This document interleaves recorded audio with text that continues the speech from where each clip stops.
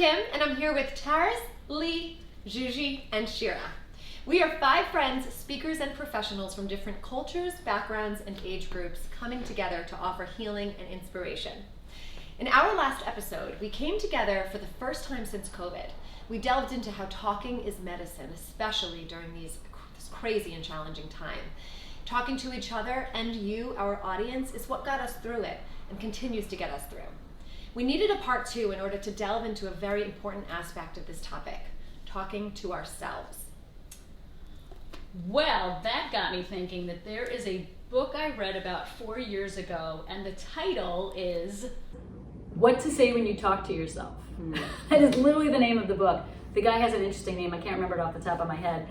But he absolutely talks about how the various ways we talk to ourselves. First, you have to know that you're doing it, right? Because we don't even know that there's this voice inside our head. I think it's becoming a little bit more clear in society, but one of the things he says that I found really interesting, because we are speakers, he has a whole section about how when you go to hear a motivational speaker, it doesn't really do anything. Because seriously, I know I'm like crushing our careers here, but the truth of it is that you can get a spark of inspiration, but then you have to do the hard work of dismantling your shit in here. And so that requires, he talks about how your brain is like software, right? You're a computer program, and you can override the negativity that you say to yourself. You can do that. It just takes... Rewired. It's amazing, but it totally works. It really does. Yeah, but that inspiration, it could inspire you to then want to make that change, want to pay attention, want to monitor what you're saying to yourself and when and how and, catch yourself. I have to say one quick caveat, because I don't want us to be like, we're all motivational speakers, well, let's change careers. No, the truth of it is that that's why some people actually end up making change when they do the personal development stuff, and some people don't, because you're like a rubber band. You'll go into a conference, or you'll hear somebody talk and you'll be like, oh my God, that's so inspiring. And then you just go right back to where you were. Yeah. And you don't have that leap of growth. Yeah. Some people do, and it's really all about awareness. But I do think that everybody is in their space for a certain time, right? So they're not necessarily meant to capture that nugget or a nugget, right? But in our industry, what does all motivational speakers speak on? Did you get a nugget? What was that nugget? Can I give you a nugget? Like, it's all about one little baby nugget. That's true. And if someone hears any of us speak, or any amazing motivational speaker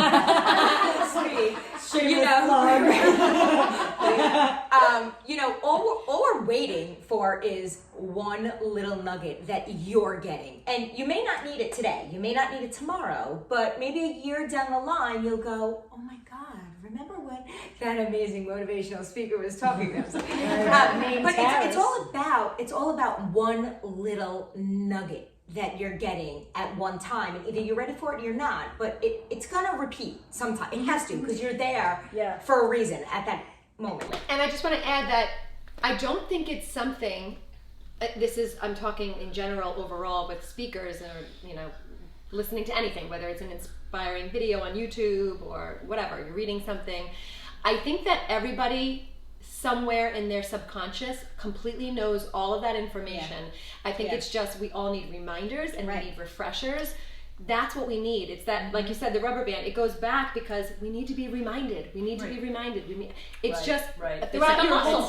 It's a muscle. Exactly, and it's a practice, and that muscle does get trained and rewired, like we said. Dr. Joe Dispenza, he does a whole series on rewiring your brain, which is very similar to the concept we're talking about, where you just need to continue doing that, taking yourself back to that place. So whether it's listening to a motivational speaker and getting that nugget and implementing it, you got to implement it again and again and again and again and again. You can't go to a gym for 1 week and expect to have a toned, beautiful body. It's got to be a constant in life. And also, I feel that people who do hear motivational speakers or see them, or go to workshops, whatever, everyone is seeking something. We want solutions to our own, issues, problems, life, experiences. And if those, little nuggets that come out at us are something that speaks to us at that moment. That's what I think we go away with. Yeah. That's what we Agreed, hold on to. 100%. Like, that speaks to me, and Yeah. that's what I'm So going. now bring that back to talking as medicine is talking to yourself, or bringing it back to self-talk, right? How do you get to that point? Or what do you ladies do to help yourself with a little bit of self-love, self-talk? Well, Jules, you look like you wanted to say something. Well, yeah, I mean, I was going to say, like, there's like the nuggets that you get, and then sometimes it's like an ice bucket on your head of like, Oh, yeah. that's where I was going wrong. Those are the best. Those are the Oh, best. And I feel like that incident, first of all, timing is everything. When this stuff comes at you, you have to be ready for it, and when you're not ready for it, it's not going to go in. So I never take it personally if somebody feels like they didn't get what they came for or whatever it was, because you know, the person you have to resonate with, the timing has to be correct for you. But when I received that information that, oh, my thoughts aren't necessarily true. Like, yes, I was talking to myself badly, and I was very aware. I called them the voices in my head, and they were screaming at me all the time because I had gotten to this point that was unmanageable in my life. And so every morning I would wake up and, loser, awful, why are you doing this? And it was like, somebody in that program was like, you would punch a person in the face for saying the things that you're saying to yourself. So why do you allow that? But when I realized that just because those voices were saying that stuff to me didn't make it true. Didn't make it true at all. And I was actually talking to my half-sister the other day, and she was like, well, I just think people think I'm annoying. And I try to mirror that back to her, and I said, does that feel true? Does it feel true? Right. Because you're 14 years old right now. We don't have as much deprogramming to do as I had at 34 years old. So I was just like, let's nip this in the bud before it even gets out of this whatever spiral. You know, it's so interesting because I have come to learn for myself that this is the journey, right? We are hardwired for negativity. We just are, right? I don't know whether it's, from the caveman time or whatever, or danger or whatever, but there's so much negativity and so when you start to dismantle that and you start to reprogram and you repeat different things and it sounds all like woohoo, like, oh, I'm beautiful and whatever. But if you're saying it like that, like, oh, I have to reprogram myself, so I guess I'll say I'm beautiful, but you don't really believe it. But the thing is, the more you do it and the more you feel it and the more you say it and the more you make connections, the more you're like, oh, I actually am starting to feel a little different inside. So it's not like you're not going to go from here to here. You're just going to go through it, and then you're going to go backwards a little, and then you're going to. But like I feel different in my own skin because I have. Is it 100% of the time? No. But now I can sort of like the shelf life or the half-life between the negative, crappy thought in my head and my visceral reaction to it is so short now because I just go, stop that. Just yeah. So it's funny, I'm the same. Like, if something comes into my head, I just laugh at it, and I'm like, seriously? Like, really? But like, what really helped me was the writing, right? And it wasn't just saying to myself, I am healthy, I am beautiful, I am strong, I am, like, it was writing it down and saying it. And once I connected that, I really started to believe it. And how much time did it take you to It really took start? time. Because It I can took tell you, time. most people do not have the patience or the belief Yeah. that it will help. They'll do it once or twice. It's kind of like with anything in life. They'll do it and then they don't see results right away, and then they just give up. That's the usual thing. But and you I have to make agree. it a You have habit. to do it. You have to make it a habit. And for some people, it's writing it. For some people, it's saying it. For some people, like, they need to look in the mirror and tell themselves that they're beautiful and wonderful and smart. But you're right. There are so many different levels to this. You have to believe it. And you also have to feel it. You have to really, truly believe it. And that's one of the toughest things to get to, I think. We could talk positive all we want. It does not mean we're manifesting positivity in our life. Can I just say one thing on the heels of that, which is so important and kind of what we were talking about last time, but sometimes it requires you to get rid of some people in your Oh, life. yeah. I was just going to say, know your audience. Like, what helped me was when I put myself around other people that were either teaching positive talk, or they were embracing it, or they were practicing it. And I listened to all of the things that they had to offer, and I was like, ooh, I like that. I'm gonna try that. Ooh, yeah, yeah. Like, and then, you know, I built on it, and I built on it. And I'm like, oh my God, I feel so strong today. What's gonna happen tomorrow if I add this on? And what's gonna happen, you know, so. Yeah, so, but my original point with that is that sometimes you have to, like, you know, break away from people and put yourself first. It's like, what do I think? How do I feel? Why doesn't how I feel matter? What's my opinion? What's my preference? And having those better conversations with yourself. Now we restructure these conversations, just being aware of it, that we're thinking, I'm a loser, I'm awful, I don't deserve this, or whatever. And you have to believe in yourself in order to do that. And then, so what if you don't believe in yourself? Where do you start? You could start with saying a few kind things to yourself, which might feel really awkward and false and fake and weird at first. But like we said, over time, it becomes a habit to the point where once something clicks and it starts to feel good, that's how you know, oh, okay, this actually does feel good. Because I remember, especially struggling with a skin disease in my early 20s and 30s, and saying I love you to my skin felt so fake and wrong and weird. But over time I would just start saying all different things to it, like, you know, in time you're gonna heal and you're gonna feel so beautiful. You're gonna, like, I would just have conversations. And it really was like uncomfortable for like a good couple of months. But I stuck with it because I knew I had to, from everything I would read, and I believed, you know what it was? I believed that I would feel better one day.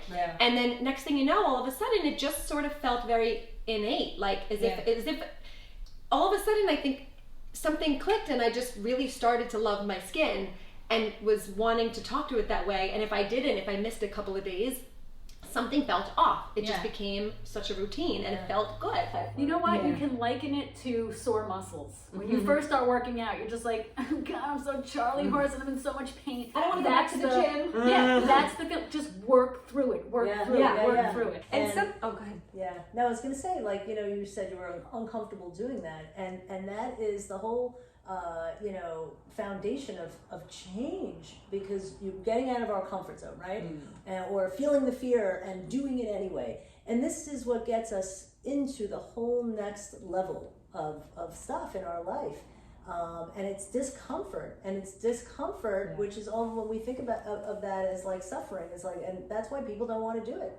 Yes. Exactly. And it all starts with that belief, but that belief doesn't just show up. It's like it's like even just looking at yourself in the mirror and having a conversation with yourself and saying, I hope you'll believe one day. Or that's hope. That's hard. Like don't worry, you'll believe one day. You might not believe today, and you don't have to believe right now. But one day you will believe. Let's just try this. Let's just try this out with ourselves. Like, treat yourself like it's you're someone on the outside. I just have like a little bit of a moment. Share. Because we're talking about, so the topic is talking is medicine, because like it's, you know, it's good for you and stuff, but like when you talk to yourself negatively, right, it can absolutely lead to disease, right? We know that because it's stress, it's holding on to stuff, it's resentment, it's anger, it's feeling shitty about yourself, it's all of that.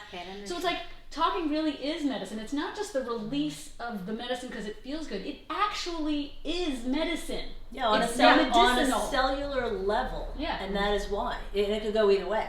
Whether you start to feel more joy in your life and more fulfilled, or more misery, on a cellular level you're changing, because it's all in our cells, and it all has to do with the inflammation, and inflammation is and energy. Energy rides on positive or negative. It's charge. So super interesting. And it's frequency. Vibrations. Quantum. And you know how we did an episode about asking powerful questions, and we talked about asking powerful questions to others and to ourselves. Those two, like asking yourself powerful questions and the way you talk to yourself, are so tied in together. Because if I can share this story, I'll never forget, I wrote this pitch letter to a magazine to write an article for them, and I had this massive connection to somebody through my work in television, and she gave me this connection. I wrote this incredible pitch letter, And then I gave it to this person to pass it along. And I was so nervous about what she was going to say about this letter. And she didn't say anything like, oh, this was a brilliant letter, good job. She just asked me a question about it. Like she questioned something I wrote in there. And so that's all that happened. She asked me this question, but she didn't say anything else about if she thought the letter was good. So I walked away. I made that mean, because we're meaning making machines, that Landmark says, which is so accurate. I made that mean that she thought the letter sucked. She thought I was a terrible writer. She thought I was stupid. She thought I could have done much better. She was ashamed to submit it to this person. Like, I made it mean all these things. God. And I left her office, and I literally was like trying to hold the tears back, welling up. I got in the elevator. I left the building. I was walking outside, going down the hallway, and I was like I just had to cry because I thought all these things were true. And as I'm walking out the door, because I've been in this work and I know that I'm making it mean all these things, but it didn't click in the moment. As I'm walking out the door, I literally am walking and I was like, wait, did she say I was stupid? Okay, hold on, wait, did she say I was a bad writer? Did she say the letter sucked? Like, and then I just started outright hysterical laughing. I was like, oh my God, my brain is so messed up. Well, I can't believe you're saying that. Like, I just started to like talk to I was like, what are you saying? She didn't say that.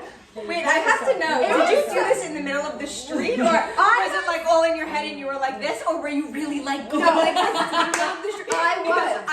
I was on the city. New York City. Nobody cares. Yeah, New York City. New York City, Oh, Manhattan. Blended right in. I was just like, I probably looked like this on the street. I was probably like, I've seen that on the streets. ridiculous. But it was such a good teaching moment for my God, myself. I I was would love like, to see that. I never want to listen to myself again unless it's loving and nurturing and asking questions and having things make sense. But you can't get there without talking to yourself and asking questions. Of course. Well, on the flip side of that, I feel like we talk to ourselves negatively, and then that prevents us from externalizing what we are feeling badly about. Like, I remember when I realized that my business wasn't going to be sustainable, and the first time that realization sort of washed over me, I mean, that wasn't an opinion. It was like numbers on a screen, right? But I made it mean that I was failing. I made it mean that I sucked. I made it mean that I was stupid, and all the other adjectives that I but I also then made it mean that if I like externalized that and admitted that to somebody, even somebody in my family, that would mean exactly all of the things that I was telling myself I was. So it had to come to a breaking point where I couldn't not admit that anymore. And between understanding that and actually admitting it out loud was quite a long time of what I consider torture.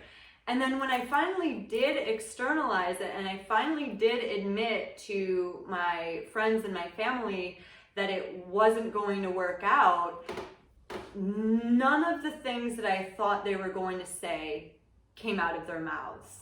They were like, you did an amazing job. We're so proud of you. I mean, it's so impressive that by 30 you had this. And I couldn't even have fathomed the positivity and the love and the, especially with my mom. I was so scared of failing in front of her. And she was just like, you tried, and I'm proud of you, and I love you, and nothing is ever going to change that. And I was just like, no. Because all of your self-talk told you the know. opposite. Mm-hmm. Our thoughts are liars. Do you know what else that shows? That and I really do believe, whether you think people are good or whether you think people are bad is going to dictate how your life goes. Because think about someone who's on a stage and they're whatever, they're doing a performance or they're giving a talk and something goes wrong, and it's people are rude. People will give you another chance.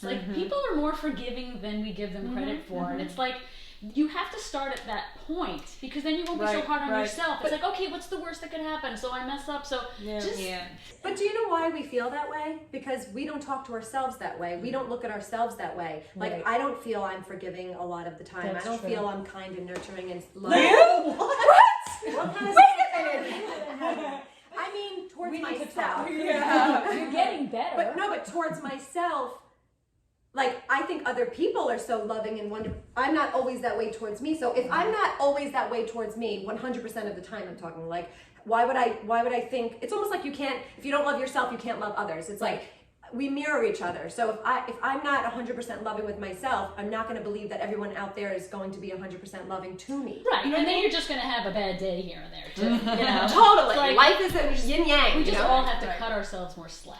Yeah. And other people too, because you brought up a good point. So when you feel like somebody is bad, right, or they're liars or they're toxic and whatnot, we have to remember that there's good in everybody.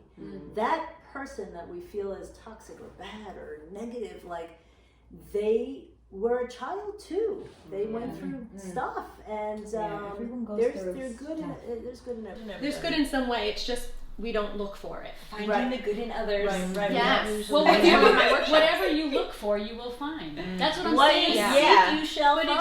it's true though. Like, You if get what you expect. I have talked to people who they will literally come right out and say, "People suck.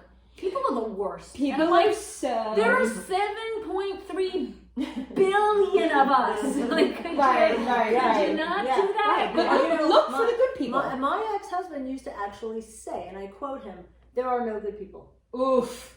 And therefore, that's what what you he will meant. find. I'm like, no. And on the rare occasion that he would actually, when we had a lot of good friends and we met a lot of amazing people in life, I think. So on the rare occasion, he would say, "He's so good. You never find that in life. Like, there's no good people." So that one person is the exception They're to the the only rule ones on of the planet. everybody's They're awful. good. But that's what you attract. You're gonna Right. if attract you see what that, you put you're gonna out see there. it everywhere. Yeah. If you believe people are good, and yes, of course there are. Well, there's good and bad, right? There's behavior is good and bad. Like you said, everybody has something good, something bad. All of us. You have to, but again, it comes down to believing. It's you get to choose what you believe. If you believe that you're going to have you're going to achieve happiness and joy in your life, and that's what your intention is. But some people don't believe that, and they tell themselves that I'm never going to be happy. I'm never going to whatever it is, make money. Right. Think about who, like, I remember reading this one day and it made so much sense to me. It's like, if you wake up and let's say, like, you're tired and then you stub your toe and then you, like, cut yourself shaving. Worst It's day just like, ever. oh my God, this is the worst thing. And then you will continue to go have down. the work, right. You Or can you stop can have it a shift. right there. Exactly, You can yeah. stop it right You there can and shift go, on a dime. yeah. Okay. And you could laugh it out. It's the whole reprogramming. But you gotta catch it. You Yeah, gotta, yeah, not you just gotta not just catch curse it. it That's out the hard part. and say, "Oh my God, what a fucking day." Yeah. but catch it and say, "Wait a minute. All right, what can we do now?" But that's why our minds are so powerful, because we can. Like, the more we do it, I love catching myself now. Yeah. I love it, because it's like, I still do it. And I think a good thing to do is kind of make it like a game. Like, all right, I want to. How many negative, thoughts do I have about myself today? I'm gonna try to really pay attention and catch each one, and let's see how often. Like Juji pointed out, how often I apologize for things that I don't need to apologize for. And now that I am aware of it, and she planted that seed, now I catch myself saying, "Oh, sorry." Like if someone wants to get by, or if I'm in your way. So what if you switch the word? Like, "Oh, pardon me." Yeah, exactly. So it's not like a sorry, But but it's like because I feel like you're the type of person where you just need to just say something. Yeah. You But know? my point is you wouldn't believe how often, if you really are looking to catch it, and you have to be like conscious and aware of it, and make it like, just to kind of make it fun. Don't make it stressful. Just make it fun, like a little game. So I think this is a great place to wrap it up, ladies. This was by far my most favorite topic, I have to say, not just because we're actually in person. For My the first favorite time. episode. Yes, Favorite Yeah, episode. definitely. Yes. Favorite 30th episode. Yes. So grateful. We are so grateful for you, our audience. We hope you get a lot of beautiful nuggets from us. And if you like our channel, please subscribe. And we would love if you suggested topics for us to do in the future. But thank you so much for listening. We love you. Thank you. Thank Be you. safe. Be Yeah. safe. Bye.